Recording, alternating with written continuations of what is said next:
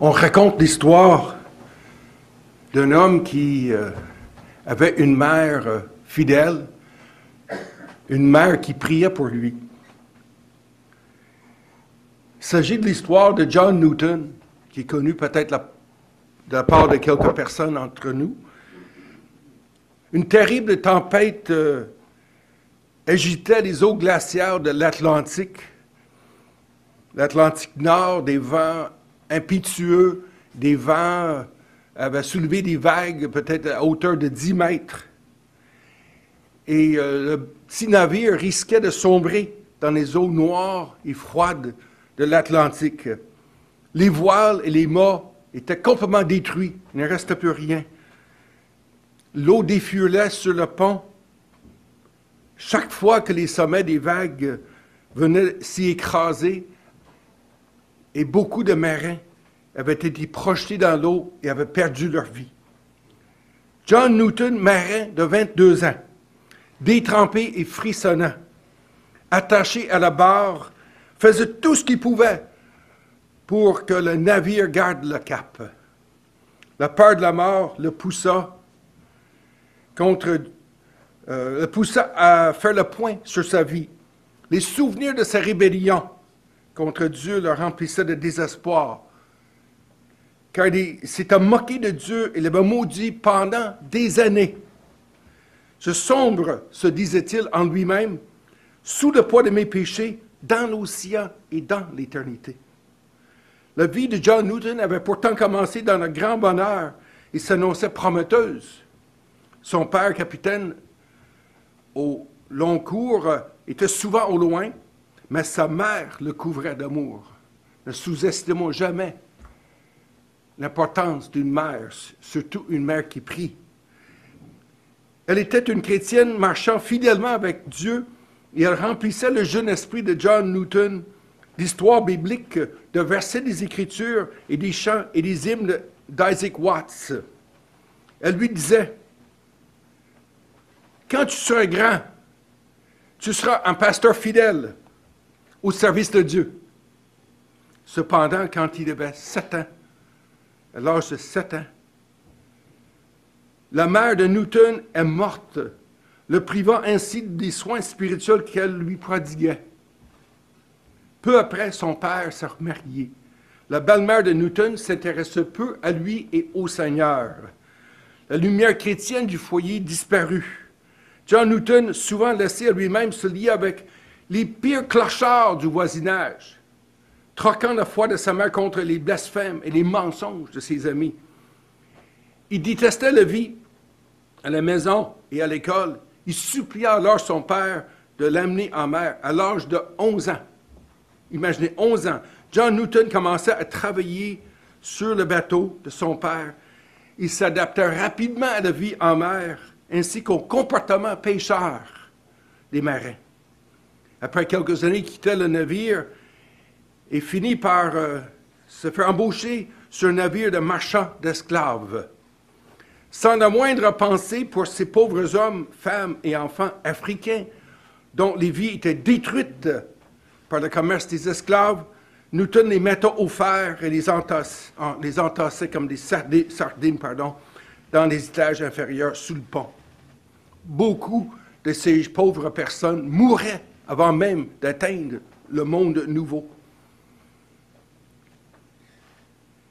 Pour lui, c'était juste une autre forme de cargaison, telle que la canne à sucre ou la cire d'abeille.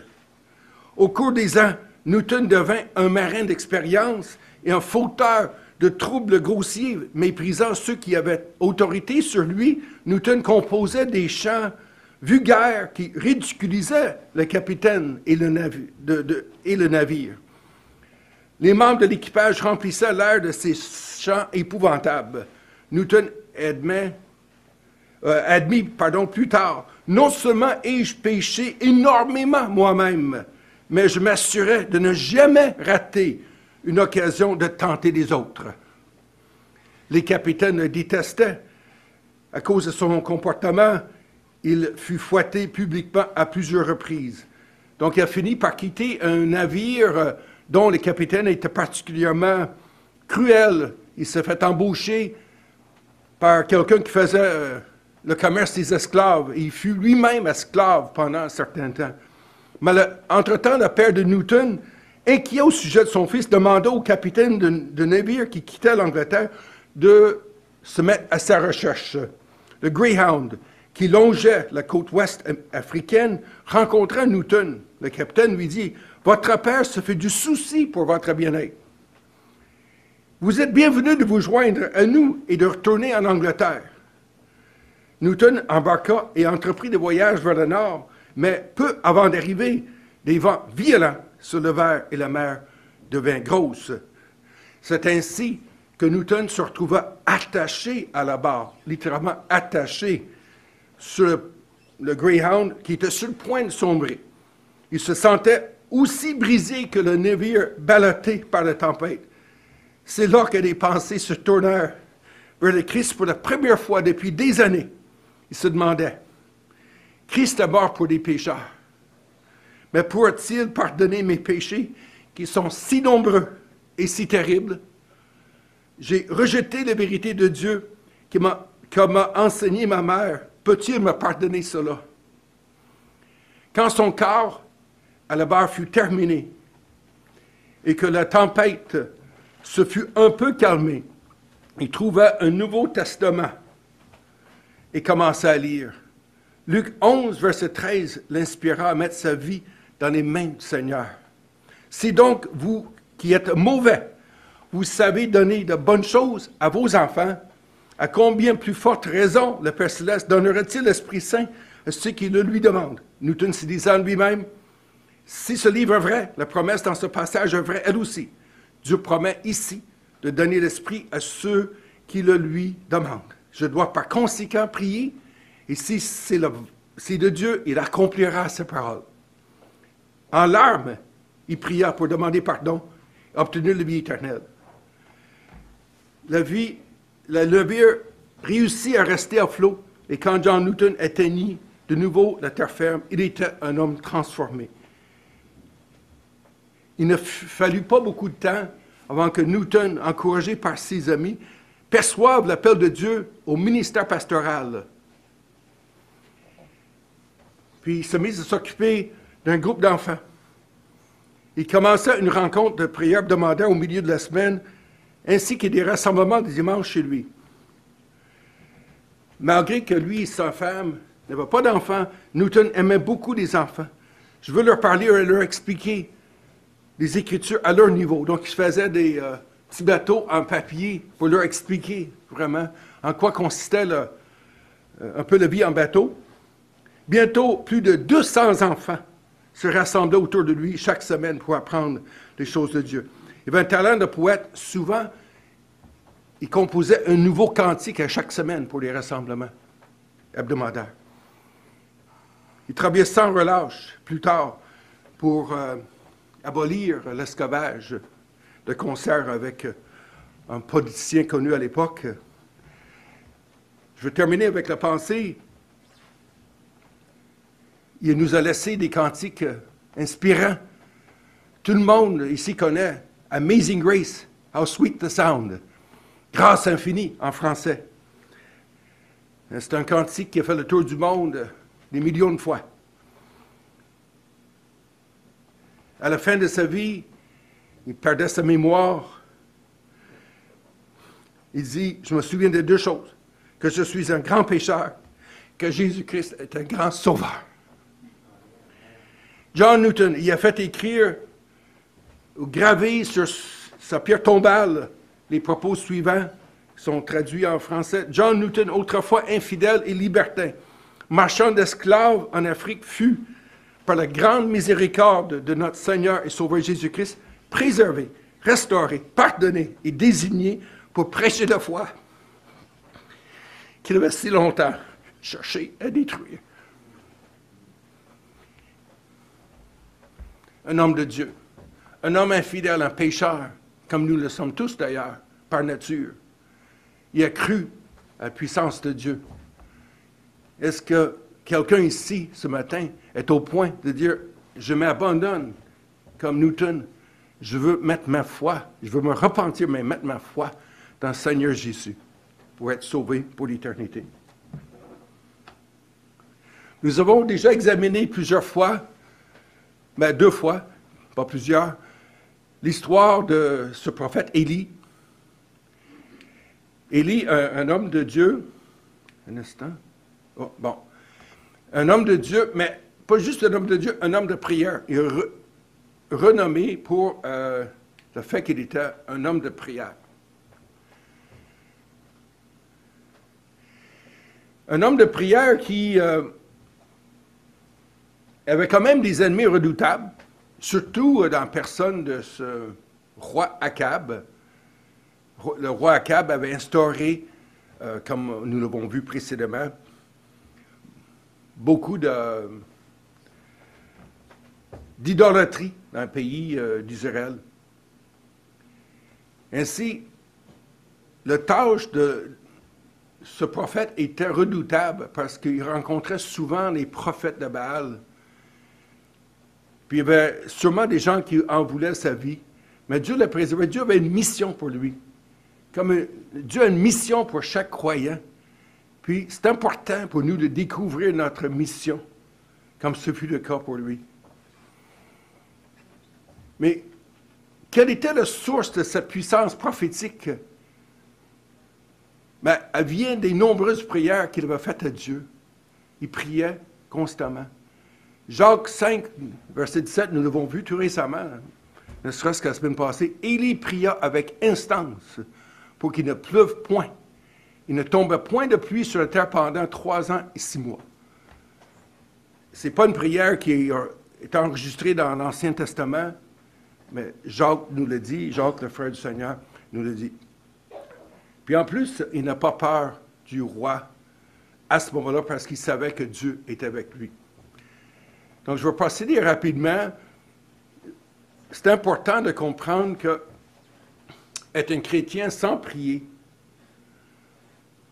ce n'est pas possible parce que c'est la même chose. On ne peut pas être en vie sans respirer. Puis quelqu'un dit que la prière, le poumon de l'Église est du chrétien. Les réunions de prière sont précieuses, autant pour l'Église dans son ensemble que pour les croyants qui participent. Puis je vous rappelle ce verset que nous connaissons. Ils persévérèrent dans l'enseignement des apôtres, dans la communion fraternelle, dans la fraction du pain et dans les prières. Puis j'ai souligné cette partie-là. La crainte s'emparait de chacun. Il se faisait beaucoup de prodiges et des miracles par les apôtres. Donc la prière est donc le poumon de l'Église et du chrétien.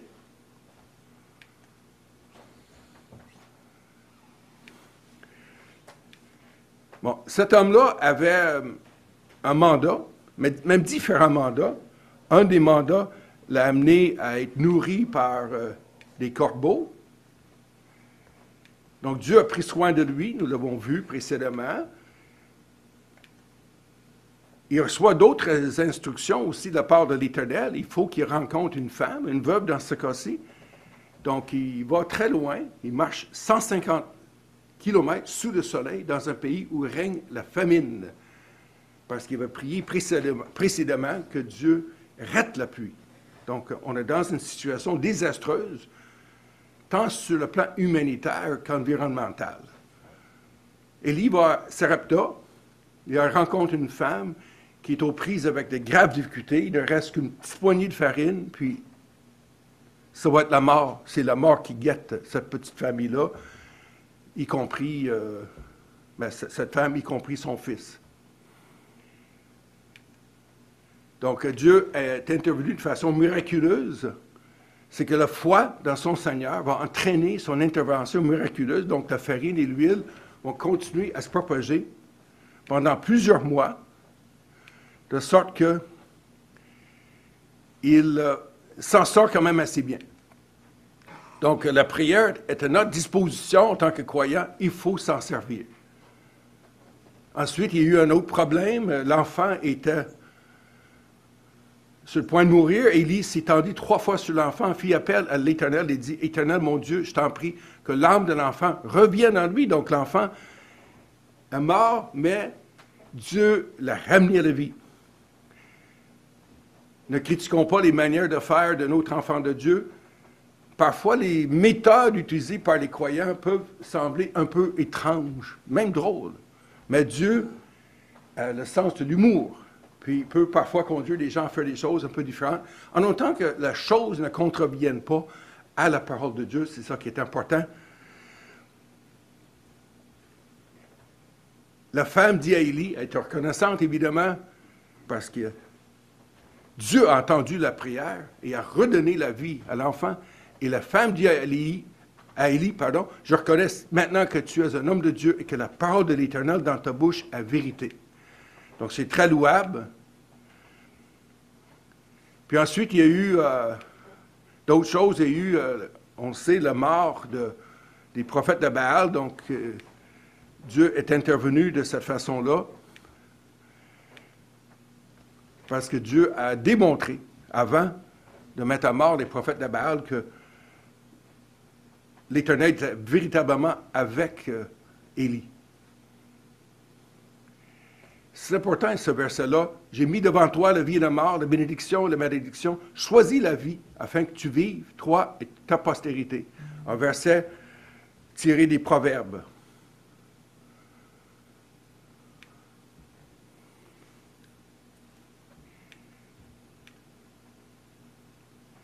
Donc, nous arrivons vraiment à la place où il est question de ces prophètes de Baal qui priaient à haute voix, qui prenaient des couteaux pour se faire des lacérations, et donc ils s'humiliaient pour essayer d'invoquer leur Dieu, leur Baal, qui n'existe vraiment pas. Ça n'a pas donné les résultats escomptés. On sait que Dieu a ordonné à son serviteur Élie de remplir le fossé autour de l'autel. Il a mis beaucoup d'eau dedans, on a arrosé l'offrande. Et qu'est-ce qui est arrivé? Dieu a envoyé son feu d'en haut, le feu qui a littéralement détruit, consommé l'offrande. À la suite de ça, il y a eu la mort de ces personnes-là qui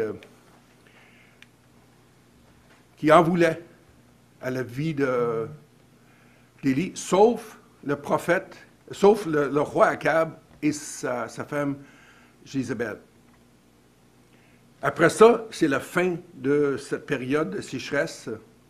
Je l'ai déjà mentionné précédemment. Donc, il fait une course, mais là, on arrive dans une partie plus sombre de la vie d'Élie. Donc, il est possible d'être sur la montagne avec Dieu, pour ainsi dire, d'accomplir des choses merveilleuses, puis ensuite de sombrer dans la dépression. C'est ça qui est arrivé. Parce qu'en entendant les paroles de Jézabel qui dit, parce que c'est une femme fanatique, zélée pour l'idolâtrie, elle protège les serviteurs ou les sacrificateurs de Baal, elle persécute les sacrificateurs de l'Éternel. Donc, en entendant que les prophètes de Baal avaient été tués, elle était fort mécontente, tellement fâchée, qu'elle en voulait aux serviteurs de Dieu, Élie, elle voulait qu'il meure dès le lendemain. Donc, Élie prend peur, il s'enfuit dans le désert, s'assit, il demande la mort.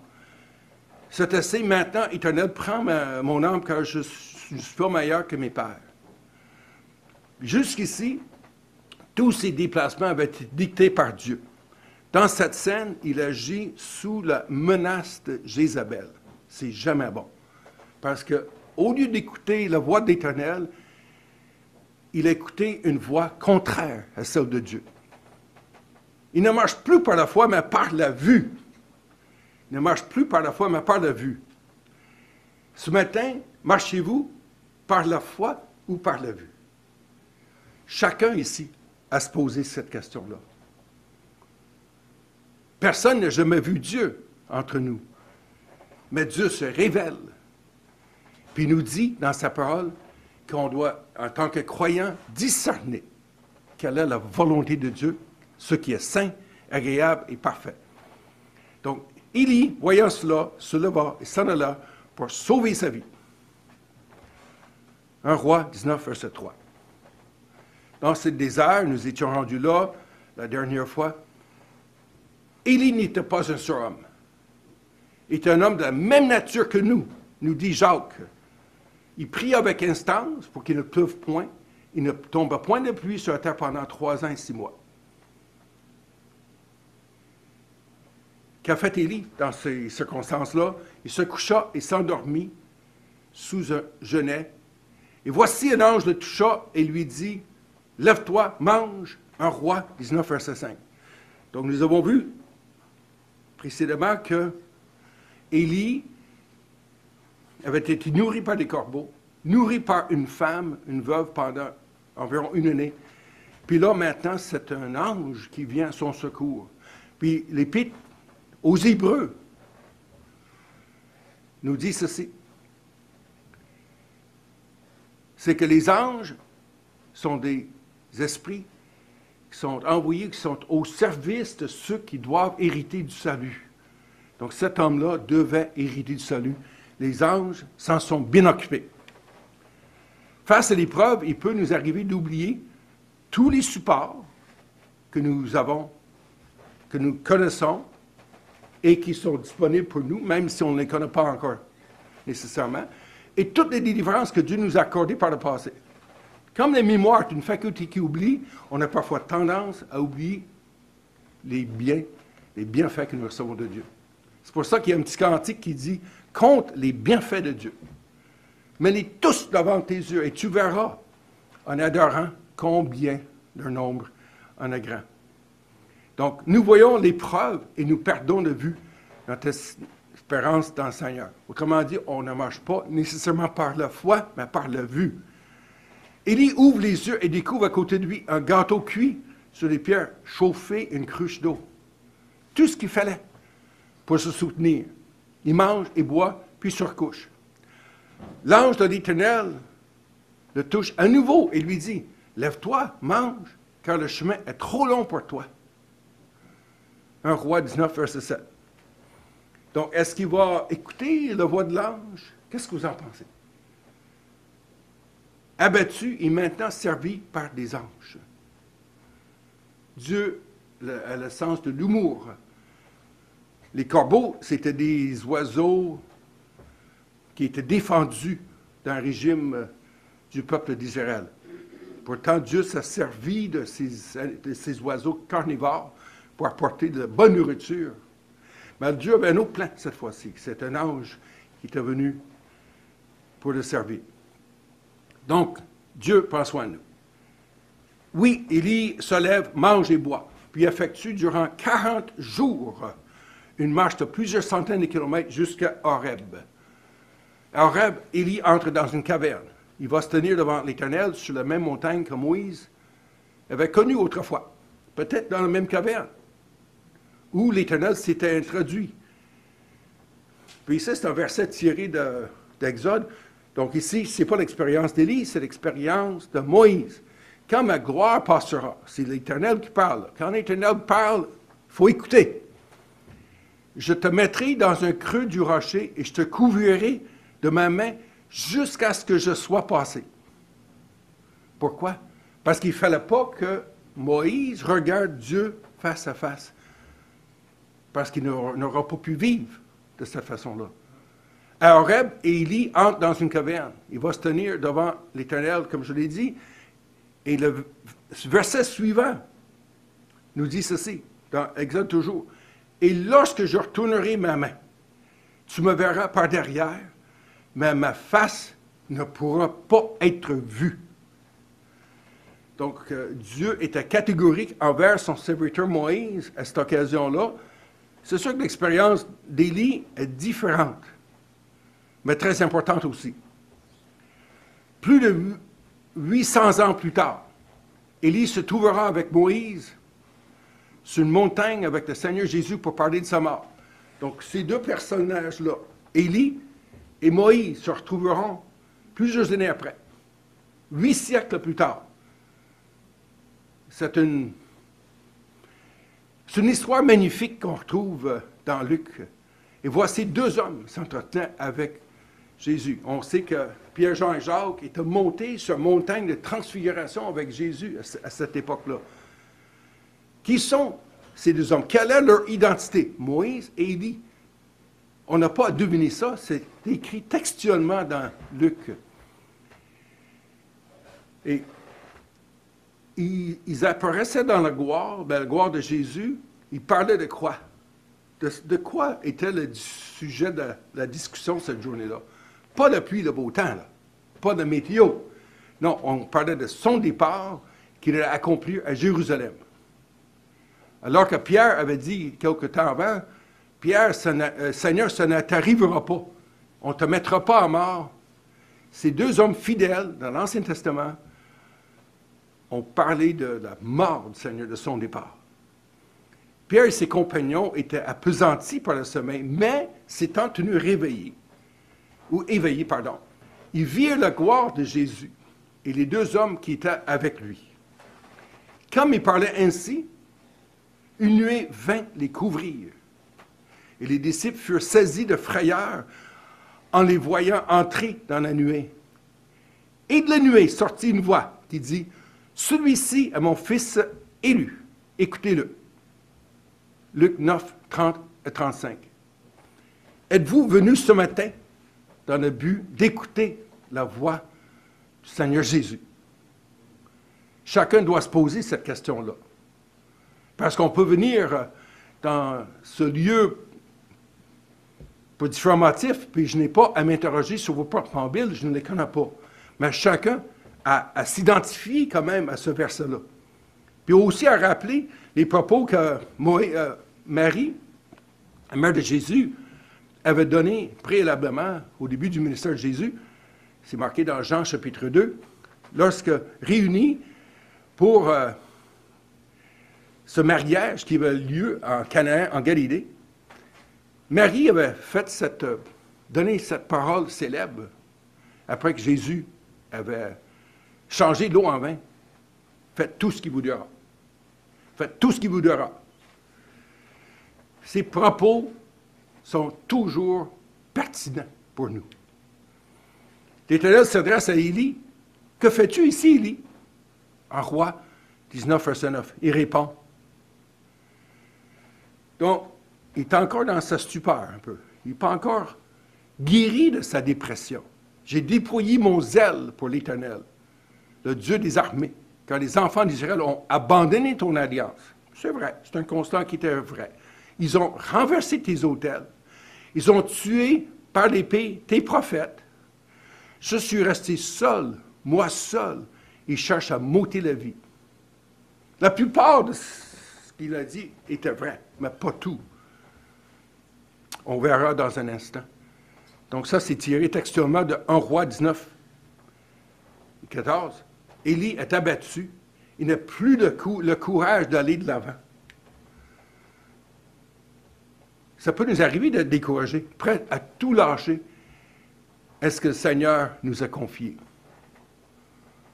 Je me souviens d'être allé un jour dans une conférence agricole parce que j'ai travaillé pendant une quarantaine d'années dans le monde agricole. Puis il y avait une femme qui a dit à la fin soit à la fin ou au début d'une conférence, « Ne lâchez pas, ne lâchez pas. » Ce sont des propos qui sont pertinents aussi, des mots d'ordre pour les chrétiens. Ne lâchez pas. Le Seigneur nous aime et nous dit, « Que fais-tu ici? » Il désire que nous regardions à nouveau à lui et non à nos circonstances, et non aux inégalités du chemin. Il donne donc trois missions à son prophète Élie. Rencontrer Hazaël, qui deviendra le roi d'Israël, le roi de Syrie, pardon. Donc il va remplacer dans quelques jours le roi qui était l'autorité suprême en Syrie à cette époque-là.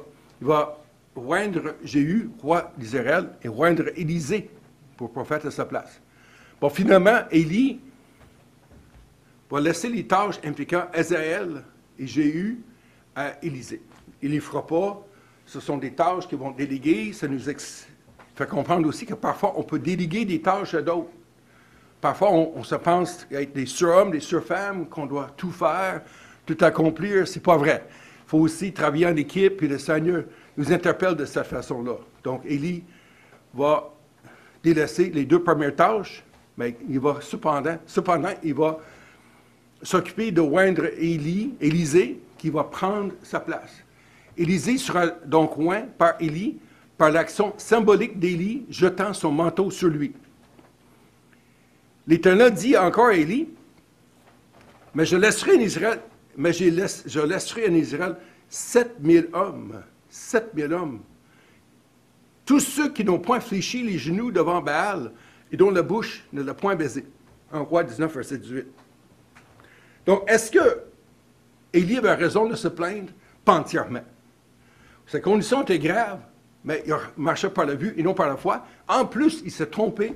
Il ignorait le fait que 7000 hommes, et sûrement des femmes en plus, n'avaient pas abandonné l'Éternel. Autrement dit, ce sont des personnes qui étaient restées fidèles à l'Éternel, malgré toutes les circonstances difficiles. Élie a cru qu'il était le seul à suivre l'Éternel alors qu'ils étaient 7000. Il y a 2000 ans, les chrétiens se soutenaient les uns les autres. C'est un verset que nous avons vu précédemment, mais je le répète. Ils persévéraient. C'est au début de l'Église primitive. C'est un mot d'ordre, c'est un modèle. Ils persévéraient dans l'enseignement des apôtres, dans la communion fraternelle, dans la fraction du pain et dans les prières. Donc, 4 ingrédients dont faisaient partie les chrétiens, mais qui faisaient partie jadis de la vie d'Église pour les premiers chrétiens.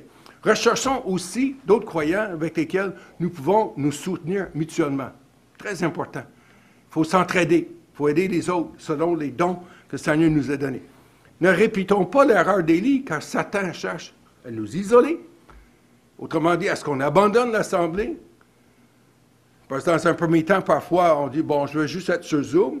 Je n'ai pas besoin de... Oui, on a besoin de la communion fraternelle. Puis sur Zoom, il y a un petit peu de communion fraternelle, mais pas comme être en présentiel. Donc, je vous encourage, si vous êtes sur Zoom ce matin, de ne pas vous isoler, mais de rechercher, si possible, la communion, la vraie communion fraternelle qui consiste en une réunion en présentiel. Donc, quand c'est possible. Ensuite, il veut nous séparer des autres chrétiens afin que nous soyons vulnérables aux attaques de l'ennemi. Élie se trouve donc finalement devant Élisée, qui laboure avec 12 paires de bœufs. Il va toute une charrue derrière les bœufs, sûrement. Il s'approche et jette sur lui son manteau. Quittant les bœufs, Élisée suit Élie. Après s'être éloigné d'Élie, il revint prendre une paire de bœufs qu'il offrit en sacrifice avec l'attelage des bœufs. Il fit cuire leur chair, il la donna à manger au peuple. Puis se leva, suivit Élie et fut à son service. 1 Roi 19, verset 21. L'Éternel envoie Élie vers Akab, qui trouve dans la vigne de Naboth, qu'il a assassiné pour avoir son champ. Akab dit à Élie, « M'as-tu trouvé, mon ennemi? » Donc, il y avait toujours cette hostilité qui existait entre le roi Akab et le prophète Élie. Il répond, « Je t'ai trouvé parce que tu t'as vendu pour faire ce qui est mal aux yeux de l'Éternel. » C'est Élie qui parle à Akab. « Voici, je fais venir le malheur sur toi. Je te balayerai, j'exterminerai quiconque appartient à Akab, celui qui est esclave et celui qui est libre en Israël. » Donc les versets 20 et 21. Après avoir entendu ces paroles, Akab, il fait quoi? Est-ce qu'il ne s'en réjouira pas, c'est sûr, là, parce que c'est un malheur qui va lui arriver. Il déchire ses vêtements. Une preuve tangible de son désir de changer de voie. Puis, si vous avez envie aujourd'hui, si vous n'êtes pas sauvé, vous devez d'abord avoir envie de changer de voie. Vous devez vous repentir. Donc, lui se repentit de façon très visible, très marquée, met un sac sur son corps et pratique le jeûne. L'Éternel s'adresse à nouveau à Élie. « As-tu vu comment Akab s'est humilié devant moi? Parce qu'il s'est humilié devant moi, je ne ferai pas venir le malheur pendant sa vie. Ce sera pendant la vie de son fils que je ferai venir le malheur sur sa maison. » 1 Roi 21, verset 29. Après la mort d'Akab, Ézéchias règne sur Israël. Un jour, il tombe par le treillis de sa chambre, blessé. Il envoie des messagers consulter Belzébul, le dieu d'Ekron.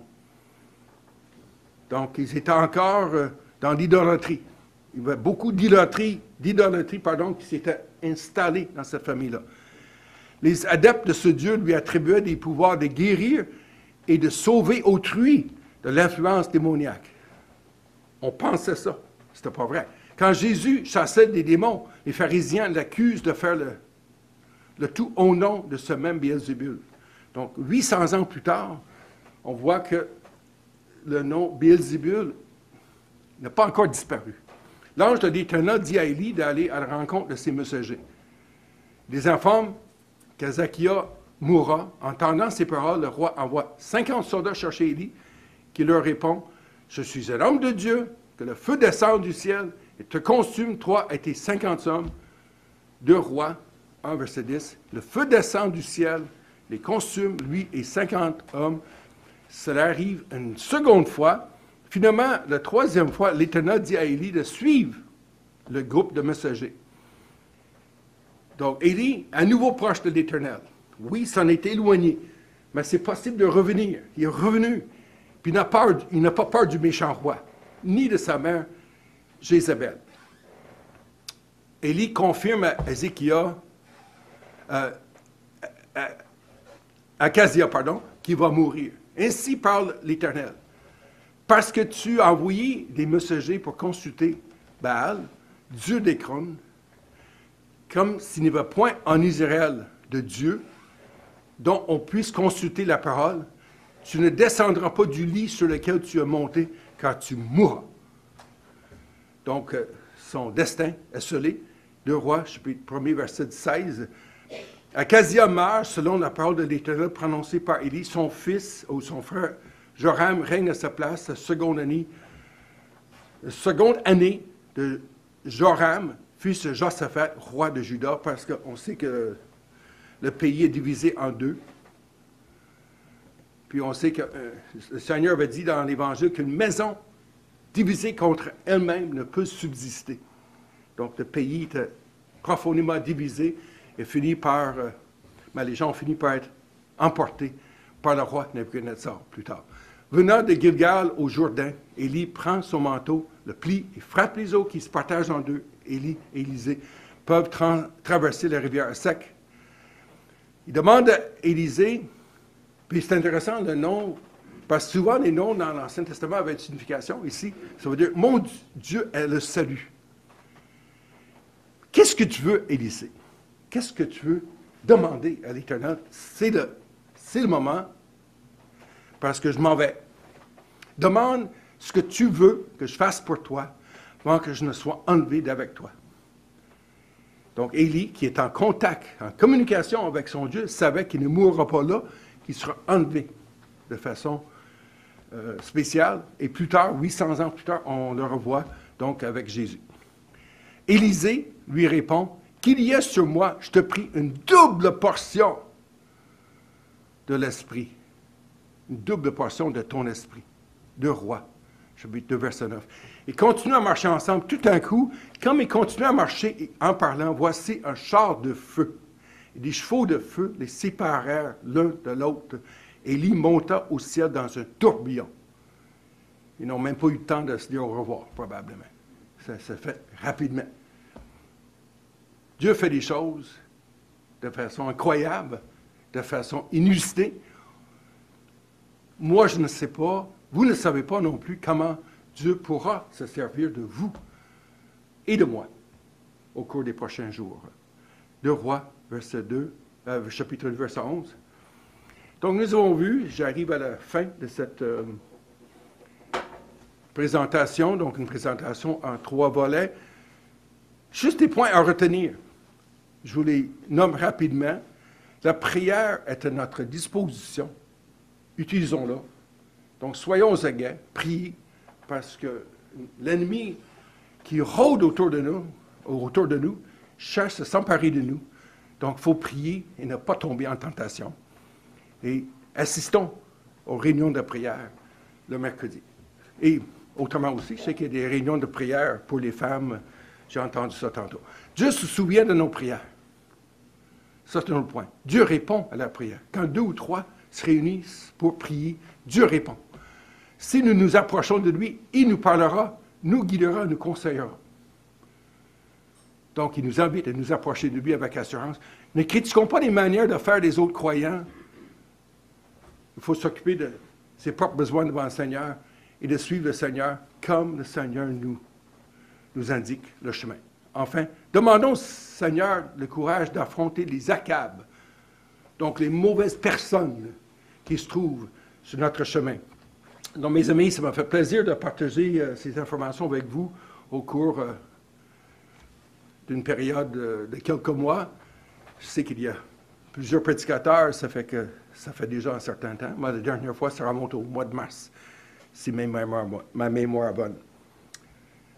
Il y a une autre courte présentation que je vais faire. Est-ce qu'elle est prête, Jean?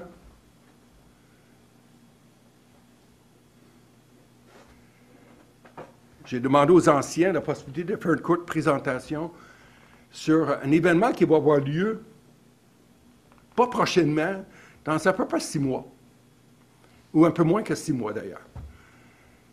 Moi, je fais partie d'une organisation qui s'appelle Parole partagée mondialement, en anglais Sherwood Global, connue autrefois par le nom des Gédéons International au Canada, ou en anglais les Gideons International in Canada.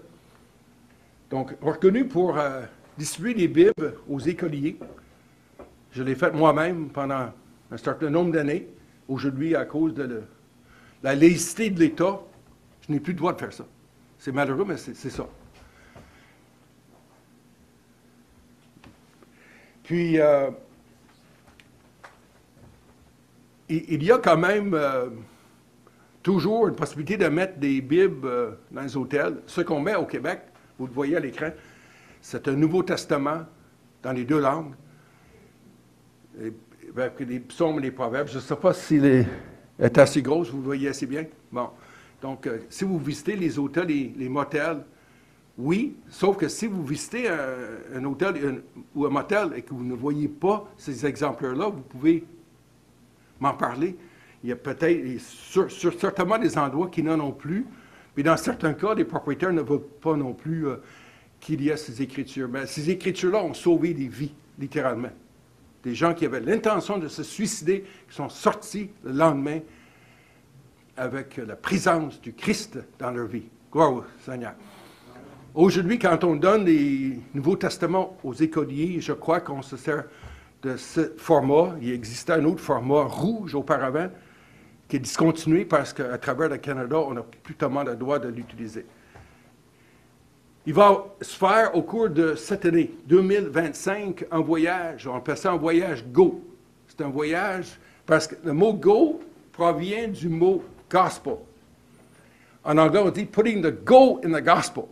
Donc, on met l'emphase sur le fait que quand on veut annoncer l'Évangile, il faut aller vers les gens.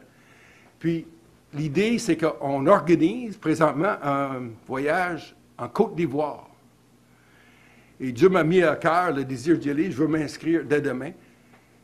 J'avais hésité un peu. Ça fait déjà depuis un certain temps que je suis au courant parce que j'ai un problème de genou. Mais le Seigneur est plus grand que mon problème de genou, donc je vais y aller. Et je veux vous sensibiliser ce matin, et peut-être qu'en vous sensibilisant ce matin à ce voyage-là, qu'il y a, je l'espère bien, d'autres personnes qui vont vouloir lever ce défi, donc accepter ce beau défi et d'y aller. La Côte d'Ivoire se trouve sur la côte ouest de l'Afrique, donc on voit l'endroit plus ou moins exact là, où se trouve la Côte d'Ivoire. C'est un assez grand pays. Puis je crois qu'on va travailler surtout dans la ville économique. Parce qu'il y a 2 capitales en Côte d'Ivoire, la capitale politique et économique. Je pense que ça va être plus dans la capitale économique. Puis il faut parler français parce que les guides entendent et, dans certains cas, interprètent le français dans une langue locale.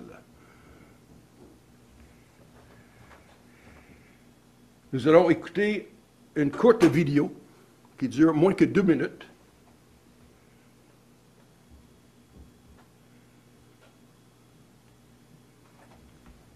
Es-tu capable de faire jouer, Jean? Bonjour à tous, mon nom est Gaston Gélica. Je suis membre de Sherwood Global depuis 1995 et j'étais membre du personnel de 2002 à 2017. Alors, je voudrais vous inviter aujourd'hui à se joindre à nous qui vont aller à la Côte d'Ivoire partager la bonne nouvelle là-bas. La Côte d'Ivoire est un pays fantastique, très beau, très propre et avec un peuple qui est réceptif, qui ont besoin d'entendre la bonne nouvelle. J'ai eu le privilège d'aller pas mal partout à travers le monde, faire le même genre de voyage, soit en Amérique centrale, l'Amérique du Sud, en Asie, en Afrique plusieurs fois. Et chaque fois que je vais dans ces voyages, ça change ma vie.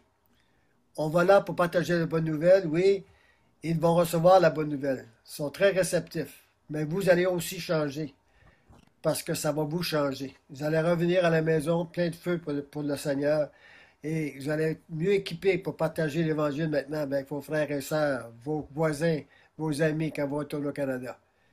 Aller en Afrique, c'est fantastique. L'Afrique va gagner votre cœur, mais ainsi, ça va changer votre vie. Alors, je vous encourage, venez se joindre à nous. Je serai très content de répondre à vos questions.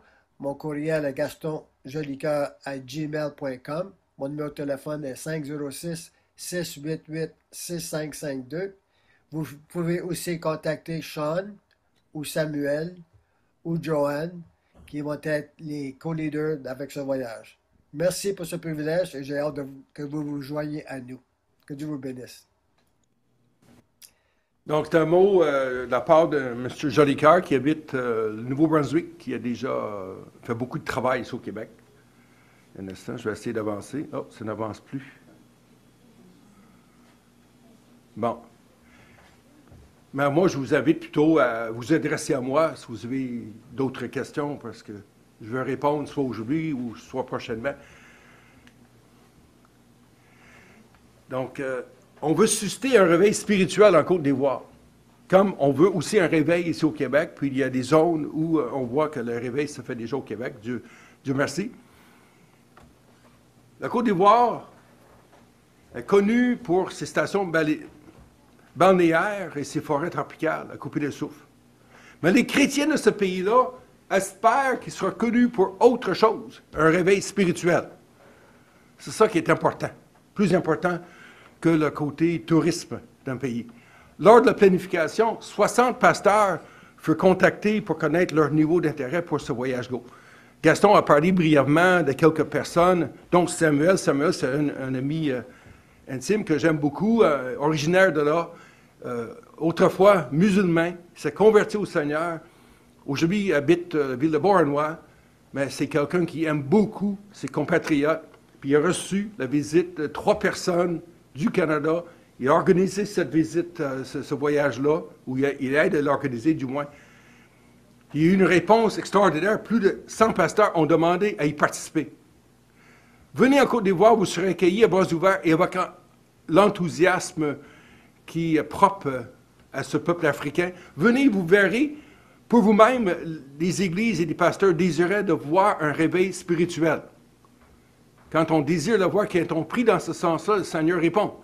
Participez à notre premier voyage d'eau en français depuis 2018. Joignez-vous à nous en Côte d'Ivoire. Donc, il y a de l'espoir.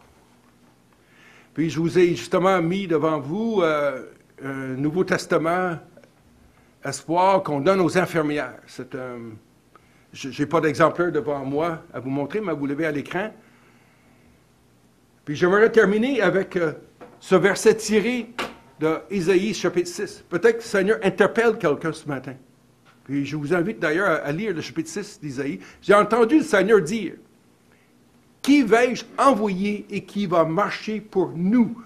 On voit le Dieu trinitaire dans ce verset-là.